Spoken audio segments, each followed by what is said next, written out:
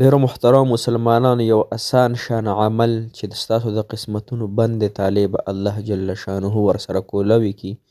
تاسو ډیر غټ غټ وظایف پسې ګرځئ، راځئ دا اسان وظیفه راته ښیم چې ټوټل په ټوټله پې 15 منټه وخت نه لګي محترم مسلمانانو، لیکن داسې پاورفول وظیفه ده. په یقین، دهان، توجه سره چې یو واره یې وکړه، 2 فیرې مو وکړه، 3 فیرې مو وکړه، په دغه یو وخت کې انشاءالله حاجت به مو پوره کیږي، مقصد به مو اسانیږي. د زندګۍ د بندو تالو کولا وهلو چابي به راته الله جل شانه درکړي. ستاسو چې څومره قسمتونه بند دي، ستاسو د حاجت قسمت بند دی محترمو، چابي پې تاله پې لګېدلې، ستاسو مشکلات دي په هغې تاله لګېدلې، ستاسو حاجتونه دي هغه تاله پې لګېدلې، نه کولاویږي، تاسو پریشان حاله یې، نو دې چابۍ واله وظیفې سره به الله جل شانه ستاسو د حاجت دغه مسله انشاءالله په 15 منټه کې حل کوي. صرف 3 فیرې به دا وظیفه کوئ، پوره توجه سره به یې کوئ، پوره دهان سره او په یقین سره به دعا غواړئ. که تاسو پسې چا موبایل یې بندې کړي وي، چا بلاک کړي یې، ستاسو رشته نه کیږي، ستاسو کاروبار سمې نه خوري محترمو، د ټولو مسلو دپاره او ټولو حاجاتو دپاره د انتهایی مؤثره وظیفه ده، اثر کوونکې وظیفه ده. په 15 منټو کې به الله جل شانه ستاسو دا کار انشاءالله سر ته رسوي. السلام علیکم ورحمت الله وبرکاته. ډیرو عزتمندو او قدرمندو مسلمانانو وروڼو خویندو، انشاءالله تاسو به روغ جوړ یې، په صحت به الله جل شانه مو دغسې خوشحاله و باد لره. الله تعالی دې ستاسو تمام حاجتونه او تمامې پریشانۍ د خپل دربار نه ختمې کړي محترمو. نن چې زموږ کومه وظیفه ده هغه د انتهایی د قسمتونو کولا وهلو والا وظیفه ده.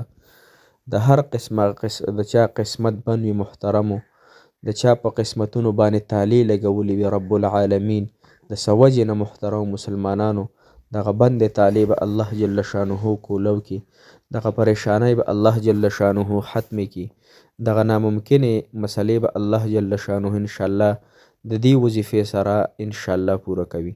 دا وظیفه محترم مسلمانانو یوه ورځ ده او په یو ټیم باندې 3 فیرې کول دي. او څونه وخت پې لګي؟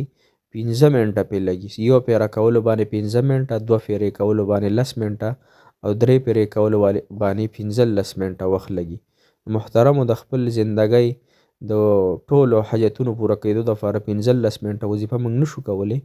محترمو غټې غټې وظیفې پرېږدوئ، نن دا وظیفه انشاءالله تاسو وکئ په دې طریقه باندې کومه ته چې زه ښیم انشاءالله چې تاسو به خوشحاله یئ.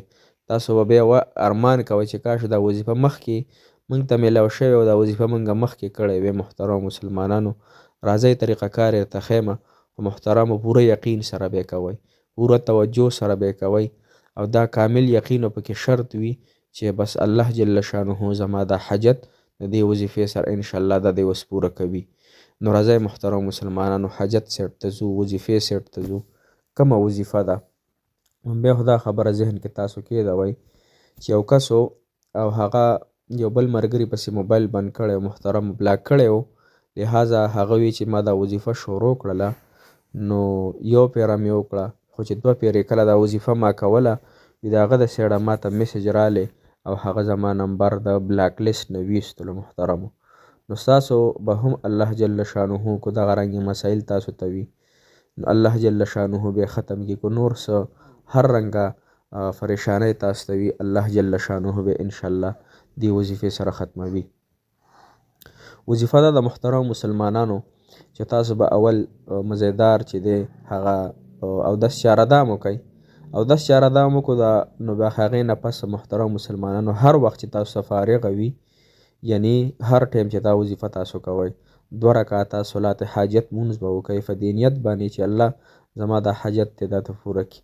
د هغې نه پس محترمو به د خپل ځای باندې کښېنئ، قبلې ته مخ وي، خبرې اترې به چا سره نه کوئ او 3 پیرې بعد درود شریف ووایئ، درود ابراهیمي کوم چې موږ په مونځ کې وایو اللهم صل علی محمد وعلى آل محمد کما صلیت علی ابراهیم وعلى آل ابراهیم انک حمید مجید، او بیا اللهم بارک علی محمد وعلى آل محمد کما بارکت علی ابراهیم وعلى آل ابراهیم انک حمید مجید.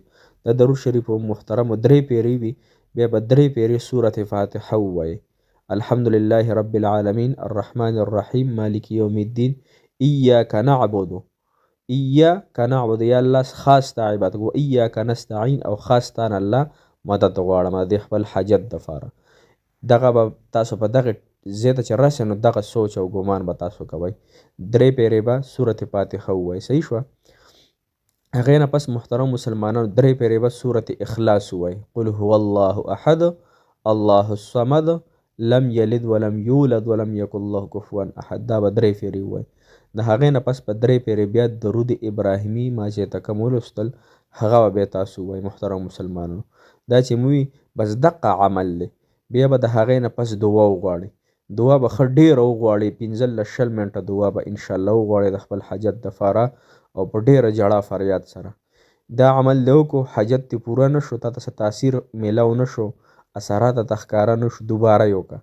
دوباره دغه طریقې سره 3 پیرې درود شریف، 3 پیرې سورت فاتحه، 3 پیرې سورت اخلاص او 3 پیرې بیا درود شریف. صحیح شوه.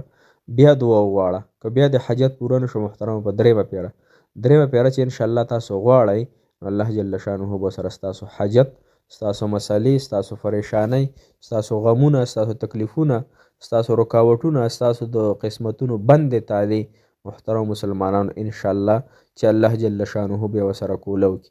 خو دې خبرې ته سوچ وکړئ محترم مسلمانانو چې موږ او تاسو د ګناهونو نه ځان بچ کړو. هر قسم ګناه چې په هغې رب العالمین خفه کېږي نو هغې نه ځان بچ کړو.